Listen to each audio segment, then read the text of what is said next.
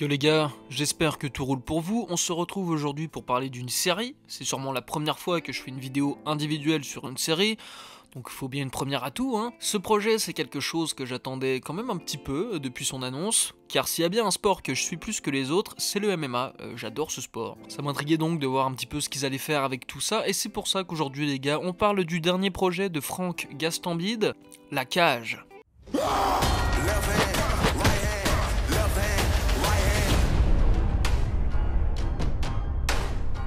That's what I'm talking about.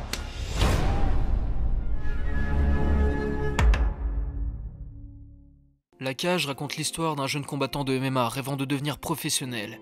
Il peine à se faire remarquer, mais la situation est urgente. Sa famille est endettée, tout ce qu'il sait faire, c'est se battre. Et le seul moyen de gagner beaucoup d'argent dans ce sport, c'est de devenir une star. Un combat face à un redoutable adversaire paraît bien tout changer. Deux options s'offrent maintenant à lui.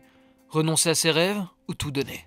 Donc, La Cage, dernière série de Franck Gastambide, qu'on connaît tout particulièrement pour l'abominable Taxi 5. Je déteste ce film, c'est une merde sans nom. La comédie Pattaya, que j'ai pas vue, j'ai entendu dire que c'était sympa. Il y a aussi sorti Medellin, je pense, l'an dernier. Et la série télé Validée, qui était originale à cause du milieu qu'elle traitait, mais tout le reste était ultra cliché et simplet, il n'y avait pas grand chose à retenir de cette série à vrai dire. La Cage est donc une série produite par le grand Netflix France, qu'on connaît pour faire des grands bails de qualité bien entendu, et quand j'ai entendu dire que Netflix France allait faire un truc sur les MMA, j'étais intrigué. Mais plus les nouvelles avançaient, plus ça sentait le roussi en fait. Déjà, Netflix France, premier red flag. Ensuite, après, ils annoncent Franck Gastambide à la Real. Ça commence à sentir vraiment mauvais là. Et après, t'as la bande-annonce qui achève le truc. La bande-annonce, ça donne pas envie du tout. Ça avait l'air cliché et sans aucune subtilité. J'étais juste intrigué par la manière dont ils allaient planter ça en fait. Et pour commencer gentiment, on va caresser la bête dans le sens du poil. Je vais commencer par les points positifs. Enfin, les points positifs, le point positif. Il y en a un, bien entendu. Rien n'est jamais totalement nul. Sauf Pirates des Caraïbes 5 bien évidemment. Donc un truc qui est notable, c'est les chorégraphies qui sont chapeautées par Taylor Lapillus, qui est un grand combattant français qui est encore actif aujourd'hui. Et on le remarque dès le début, il y a un vrai taf sur les chorégraphies, les déplacements, le rythme du combat. Bon, il y a toujours un côté assez sensationnaliste qui nous fait perdre du réalisme durant les combats, mais en vrai c'est une fiction, donc on peut pas s'attendre à avoir des combats ultra stratégiques ni rien. Mais tout ça pour dire que ça a quand même de la gueule visuellement, surtout dans les combats, on ressent bien les coups, et la manière dont ils vont filmer tout ça marche relativement bien. Et je suis pas au courant si les acteurs avaient déjà une base en MMA, mais on sent qu'ils ont tous travaillé très fort pour essayer de nous donner un rendu des plus réalistes possible, et ça se remarque. Mais malheureusement, c'est tout. Quand j'écrivais le texte et que j'étais rendu à ce moment-là de la vidéo, ça faisait un bon 15-20 minutes que je faisais les 100 pas dans mon appart et essayais de réfléchir à d'autres points qui m'ont marqué positivement dans la série, mais j'ai rien. Je vous jure, je ressemblais à Homelander en la voyant, j'ai vraiment rien d'autre de positif à dire hormis quelques chorégraphies, parce que le reste, c'est pathétique. Premier truc qui choque dans tout ça, c'est la réal de Gastambide en vrai. J'ai rien contre le gars, bien entendu, mais d'un point de vue artistique et réalisation, il y a rien. C'est toujours ultra simplet, et dans les autres projets que j'ai vus de lui, c'est le même truc que je remarque. Ça veut être stylé, ça va essayer de l'être, mais ça fait pas grand chose pour ça, et j'arrive pas à prendre ça au sérieux en fait. On est sur une mise en scène ultra pauvre, on dirait qu'ils ont pas le temps en fait. Ça commence, on voit le mec s'entraîner 10 secondes, après il va voir son coach Gastambide pour lui dire qu'il veut être champion et qu'il peut rien faire d'autre de sa life quoi, parce que tout ce qu'il sait faire c'est se battre. Ça fait 5 minutes que l'épisode a commencé, ils ont même pas essayé de développer le personnage plus que ça. Après 15 minutes, t'as déjà le grand méchant de la série qui arrive et qui fait un combat de sparring contre notre mec. Jamais la série ne prend le temps de se poser, instaurer un univers, développer ses personnages. Ils te font passer 3 mois en 5 minutes à un moment donné. Tout est extrêmement rapide et à mon sens bâclé. Je pense que selon Gastambide, s'il n'y a pas au minimum une scène de combat, voire 2 par épisode, ça en vaut pas la peine. Donc on sent qu'il n'y a pas vraiment de confiance en son audience, c'est pour ça que on a cet aspect ultra rushé et compacté en fait. En plus de ça, l'écriture est totalement pathétique aussi, tout est prévisible, c'est vraiment le scénario lambda qui a déjà été fait 100 fois. Désolé mais le jeune qui veut se battre et devenir champion parce qu'il n'y a rien d'autre dans sa vie, Bah ça a déjà été fait avec Validé en fait, c'est vraiment la même chose que Validé, vous enlevez juste le côté racaille et gangster, on est sur la même chose, point par point, il a juste repris le scénario de Validé, il l'a adapté en MMA, copier-coller, aucune recherche, aucune envie d'essayer de minimalement faire quelque chose d'original, rien, c'est la base de la base. En plus on n'y croit pas du tout, tout le truc avec la daronne et le beau-père, on le voit venir à des kilomètres, tu sais quand il va perdre, tu sais quand il va gagner, il n'y a aucune place au doute, parce que bah ils arrivent pas à le mettre en scène en fait. Et il y a aucune subtilité dans cette série, c'est très dommage. C'est comme les caméos d'ailleurs, tu vois bien qu'ils ont eu l'opportunité d'avoir quelques combattants connus un après-midi pour tourner des scènes, ils les ont pris, on voit à quelques reprises Cyril Gane par exemple, même s'ils en font pas grand chose de fou avec lui d'ailleurs. Tout le moment d'entraînement avec Georges Saint-Pierre, tu vois bien qu'ils sont allés à Montréal 3 jours, une semaine max, ils ont loué un chalet et ils ont fait la scène vite fait. Ça dure 20 minutes au total dans l'épisode et je parle même pas de John Jones.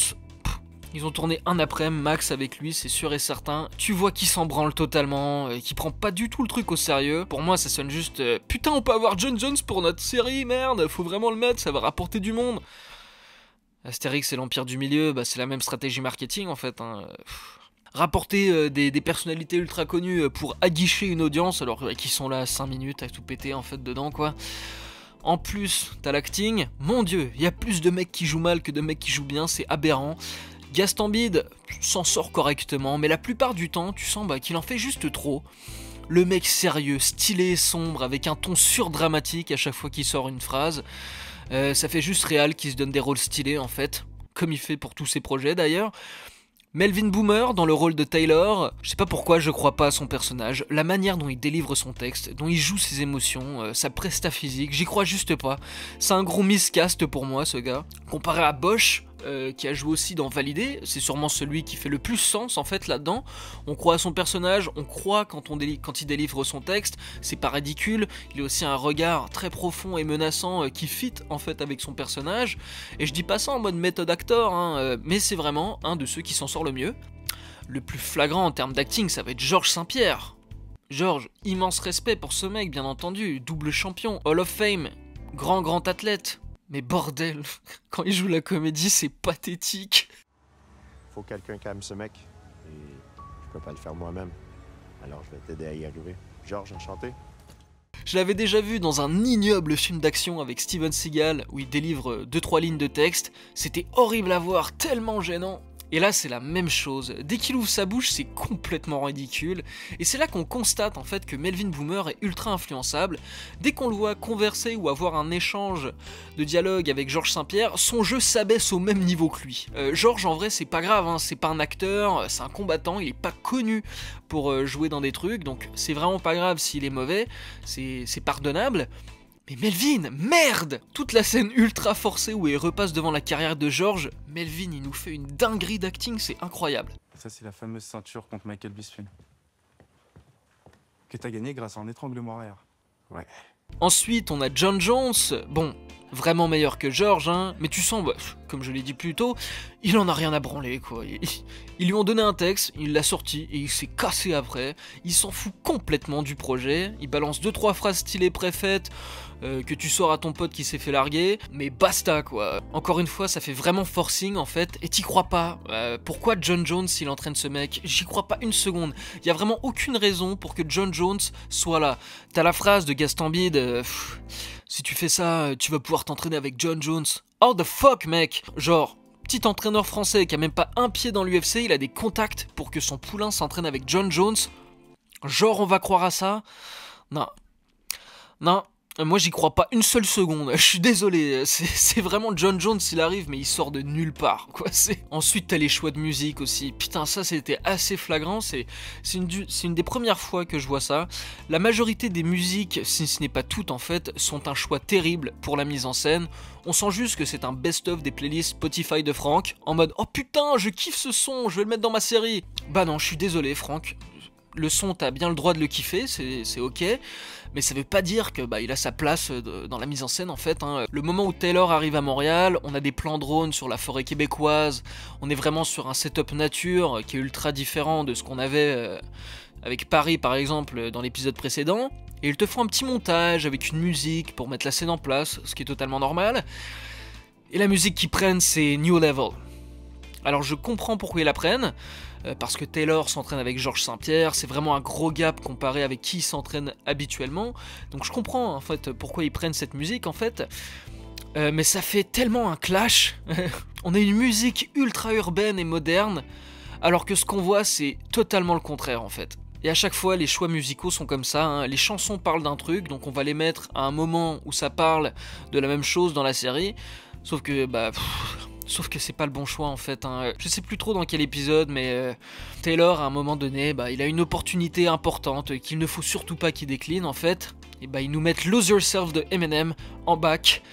Ça appuie mon point sur l'écriture, il y a vraiment aucune subtilité dans cette putain de série, c'est l'enfer. Et je trouve ça dommage tout ça, le concept était là, il y avait moyen de faire quelque chose de grandiose qui sort du lot, mais malheureusement ils ont préféré jouer la facilité en nous faisant la série la plus lambda de l'année. Donc je vous la conseille pas, mais si vous avez jamais vu et que vous voulez regarder un truc de MMA, je vous conseille le film Warrior avec Tom Hardy. Voilà, c'est un petit peu plus vieux, c'est sorti je pense en 2011, 2013, un truc comme ça. Mais c'est franchement sympa. Et il y a plus d'idées, c'est plus complet, c'est de la vraie mise en scène en fait. Sur ce, suivez-moi sur Letterboxd les gars, ce serait franchement très sympathique de votre part. N'hésitez pas non plus à vous abonner à la chaîne, laissez un petit like qui fait plaisir, ça fait toujours plaisir. Dites-moi ce que vous avez pensé de cette série en commentaire, et voilà, si t'as kiffé cette vidéo frérot, et bien peut-être que tu vas kiffer une des deux vidéos présentes ici, je t'invite à aller les voir. Sur ce les gars, moi je vous dis à la prochaine, bye.